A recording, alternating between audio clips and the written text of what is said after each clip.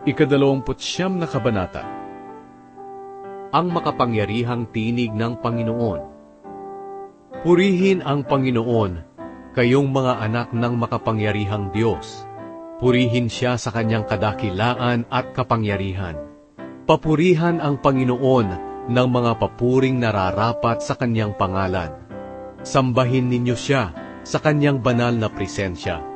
Ang tinig ng Panginoong Diyos na makapangyarihan ay dumadagungdong na parang kulog sa ibabaw ng malalakas na alon ng karagatan.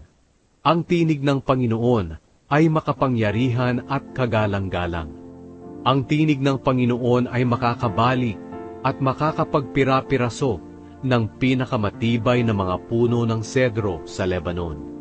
Niyayanig ng tinig ng Panginoon ang mga bundok sa Lebanon at ang bundok ng Hermon na parang bisirong baka na tumatalon-talon. Ang tinig ng Panginoon ang nagpapakidlat. Ang tinig din ng Panginoon ang nagpapayanig sa disyerto ng Kadesh.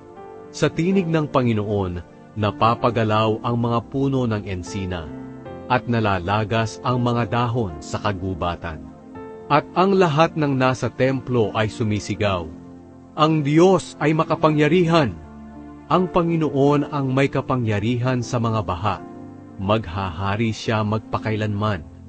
Ang Panginoon ang nagbibigay ng kalakasan sa kanyang mga mamamayan, at pinagpapala niya sila ng mabuting kalagayan."